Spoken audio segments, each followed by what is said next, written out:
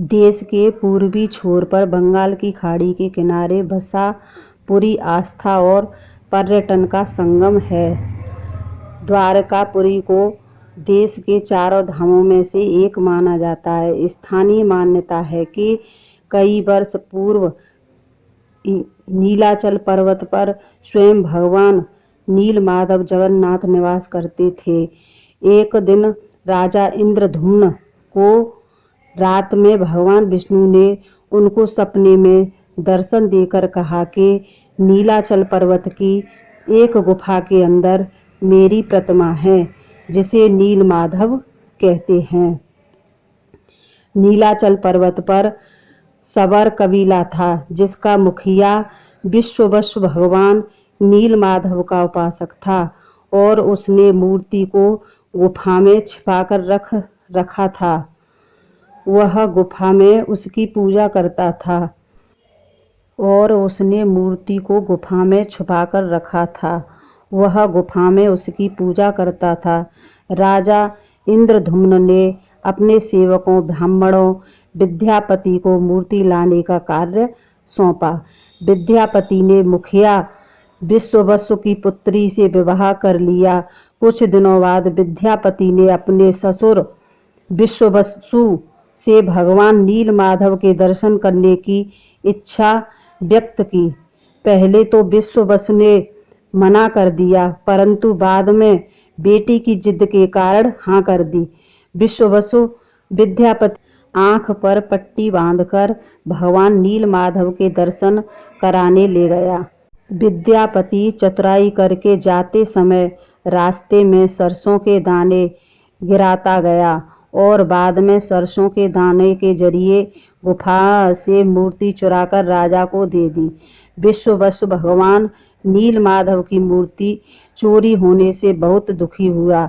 अपने भक्त के दुखी को देखकर भगवान भी दुखी हो गए और गुफा में वापस लौट गए। जाते समय उन्होंने राजा इंद्रद्युम्न से वादा किया कि वह उसका एक विशाल मंदिर बनवा देगा, तो वे भगवान उसके पास जरूर लौट आएंगे। राजा इंद्रद्युम्न ने एक विशाल मंदिर का निर्माण करवाया और भगवान विष्णु से मंदिर में विराजमान होने के लिए प्रार्थना की। भगवान ने कहा कि द्वारका से बड़ा टुकड़ा समुद्र में तैरकर पुरी तक जा रहा है, उससे मेरी मूर्ति बनवाओ। राजा ने सेवकों से टुकड़े को ढूंढ लिया, पर वे सब मिलकर उसे उठा नहीं पाए। तब राजा ने सबर कबीले के मुखिया नीलमाधव के अनन्य भक्त विश्ववसु को उस भारी टुकड़े को लाने के लिए प्रार्थना की। सबको बहुत आश्चर्य हुआ कि विश्ववसु भारी भरकम लकड़ी को उठाकर मंदिर तक ले आए। राजा इंद्रद्युम्न ने उस लकड़ी के टुकड़े की प्रतिमा बनाने के लिए कई कुशल कारीगर लगाए, पर उन कारीगरों में से कोई भी लकड़ी में एक छेनी तक भी नहीं लगा सका। तब सृजन के देवता भगवान विश्वकर्मा एक बुजुर्ग व्यक्ति का रूप धरकर आए। उन्होंने भगवान नीलमाधव की मूर्ति बनाने की इच्छा व्यक्त की और अपनी शर्त भी रखी कि 21 दिन में मूर्ति को एकांत में बनाएंगे।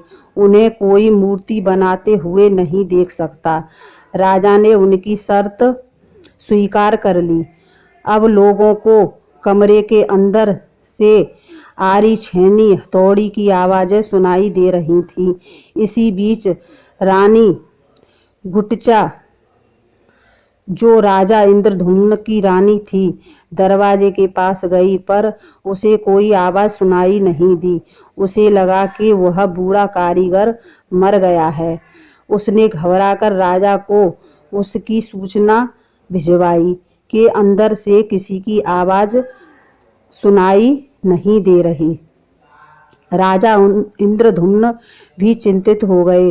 उन्होंने शर्त की अनदेखी करते हुए कमरे का दरवाजा खोलने का आदेश दिया। जैसे ही कमरा खोला गया तो बूढ़ा व्यक्ति कहीं दिखाई नहीं दिया और कमरे में 3 अधूरी मूर्तियां प्राप्त हुईं। भगवान नीलमाधव जगन्नाथ को उनके भाई के छोटे-छोटे हाथ बने थे, लेकिन उनकी टांगें नहीं बनी और सुभद्रा जी के तो हाथ पांव ही नहीं बने थे। भगवान जगन्नाथ ने उन्हें स्वप्न में दर्शन देकर कहा कि वे काठ की मूर्ति में प्रकट होकर भक्तों को दर्शन दिया करेंगे। राजा इंद्रद्युम्न ने इसे भगवान जगन्नाथ की इच्छा मानकर इस अपूर्ण प्रतिमा को मंदिर में स्थापित कर दिया। इस प्रकार तब से भगवान जगन्नाथ और उनके भाई बहन इस रूप में भक्तों को दर्शन देते हैं।